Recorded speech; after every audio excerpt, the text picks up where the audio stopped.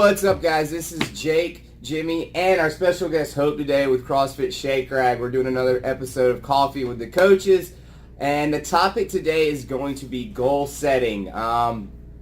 So this is something we wanted to bring Hope in for because she is our nutrition coach, and it's something she discusses very often with our clients that are doing the nutrition coaching through her, and we definitely discuss it with our fitness clients and our CrossFit clients as well, but it's something kind of really close to her that she really kind of talks to people about, and she has some really good thoughts on it. So we're going to let her speak first. She may have to run out in a second, so if she disappears, just don't worry about her. But we're going to let her go ahead and go first.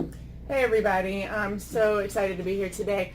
We were just talking a minute ago about goals and how important they are in the CrossFit world, but also in my little world, the nutrition world. So I like to start off with everybody when we are setting goals and talk about the acronym SMART. When we think of a SMART goal, we're thinking S stands for specific, M stands for measurable, A stands for attainable, R stands for realistic, and then the T stands for time sensitive. So I really focus on breaking all these down when we're making our goals. I focus on a short-term goal and then also our long-term goal. And then along with each of those goals, I talk about action steps. And the number one thing I like to really focus on is that M, the measurable, so we can actually see our progress over time. So this is what I talk about with every nutrition client that walks in the door. And also something I've noticed lately is we really want to focus on small action steps, because if we look at that long-term goal at all times and we're not attaining it within a week or 30 days, we start to get really down on ourselves. So I really try to remind everyone, what's your 1 week goal? What's your 30-day goal? Let's focus on that. Let's focus on the small attainable goals.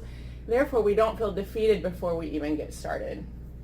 So let me ask you this, Hope, as a coach, do you have to sometimes put people's goals into perspective, like bring them down to reality? Absolutely. Like, do you see people sometimes set goals that are like overreaching? Yeah, and how do you handle that if they do that? Okay, so I encourage them. I think it's, I value what they're saying, I validate what they're saying, and I just give them an option. Let's try this for a week, and if it doesn't work out, we'll go back and reevaluate where they want to be. So absolutely, but that realistic, which is the R in SMART, is very important.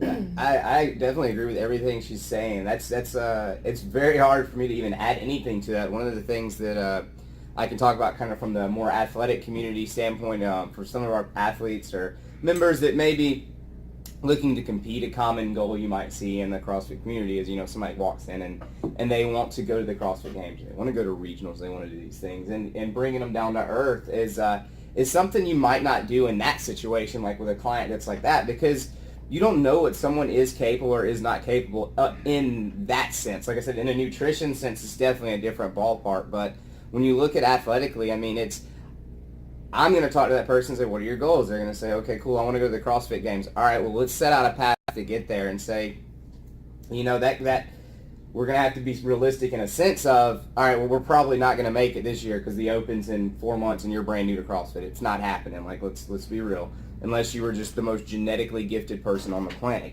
But we can set a process, and we can set up a process in which they can get to that goal, or hopefully get there. And that's going to be different from person to person. And all I can do as a coach at that point is give them the guide to get there, and it's up to them to follow that guide. And I just, as a coach, stay on them and make sure they're doing the correct things. And then later on, they might reassess and say, I don't know if this is actually a good goal for me anymore. Maybe I just want to be fit, or maybe I just want to do local competitions, or maybe I want to do this. But finding something is important that you want to do and can do.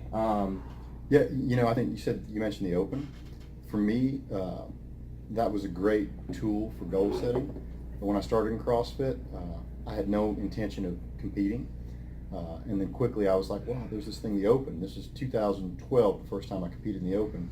And my coach helped set a goal for me. He's like, for your age group, let's just see you finish in the, he knew I was a decent athlete, so he's like, let's see you finish in the top, I think top 33% for your age group in your region or in the world. And then the next year he said, let's shoot for the top 20%. And by my third year, we set a goal of the top 10% for my age group in the region and the world, and I was able to get that, just barely. I was like 9 point something. But I think the Open for me was a really good tool, a goal setting thing, a test that I could tangibly see, like every week as the scores, the different workouts would come.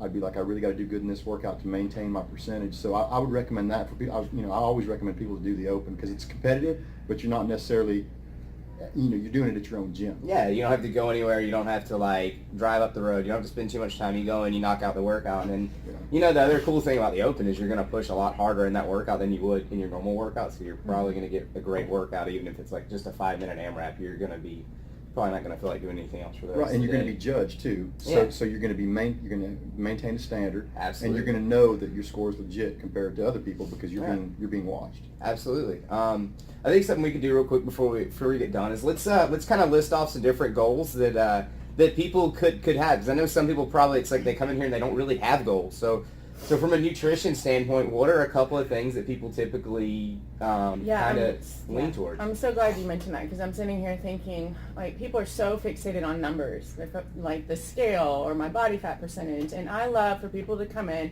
and focus on behaviors before we even get to the numbers. Because once you set that foundation of healthy behaviors, then the numbers fall into place. So a healthy goal, like for me, is I really try every day to get my water intake in, and then try every day to get 6 or more hours of sleep in. And that ties right into my weight loss goals and my performance goals. So those are 2 small goals that you can start today, and then you'll start to notice a difference in your nutrition and your fitness. Absolutely. So then same question for Jimmy. Let's look at it maybe for Jimmy from like a master's athlete standpoint, trying to just come in and do CrossFit. And like what are some of your goals and something that kind of So actually, I think I remember maybe like a month ago I reached out to you because I saw an old video of myself deadlifting. I don't know if you remember that. And I set a personal goal for myself that I want to get back to my 1 rep max deadlift, which over a year ago was 415. And I really appreciate your feedback because you were like, we can get you there. Yeah. It wasn't like, and I think you probably genuinely meant that. Absolutely. So that's one that I think that, and then the one I always try to maintain is I'm trying to keep my mile time as I get older, like around the 6.5, my all-out miles. Yeah. So those are 2, like a strength component and then a cardio component that I'm trying to do. Absolutely. To keep together. What about you? Very Got anything? cool. Yeah, so I mean, my goal is games? definitely games. So my goal used to be to make it to regionals. With the whole reformat of things, I've kind of had a little bit of a change of heart, and now it's just kind of having fun again and just trying to enjoy training. So goals for me now are just to feel good. Like it's not even about competing or being good at CrossFit. It is just trying to come in and feel good.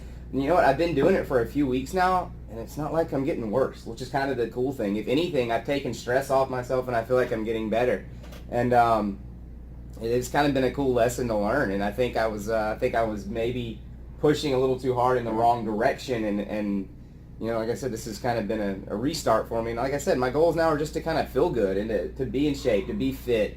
So some little things I would like to achieve would be, I'd like to see my strength numbers go up again, my Olympic lifting, things like that. I would like to snatch probably 255. I'd like to clean and jerk probably a 325. Those would be some cool things to do. A lifetime goal for me is to squat 500 pounds, but I know that's not going to happen anytime soon. And one day I'll probably put the action steps in place to start getting there. Right now it's just not at the forefront of something I want to do. I think that's probably it. You guys got anything else you want to add before we check out? No, just start small, you guys. Start small, and then that equals, motivation once you see those small successes. So just keep it up. Absolutely, guys. Yep. So we'll see you guys next time.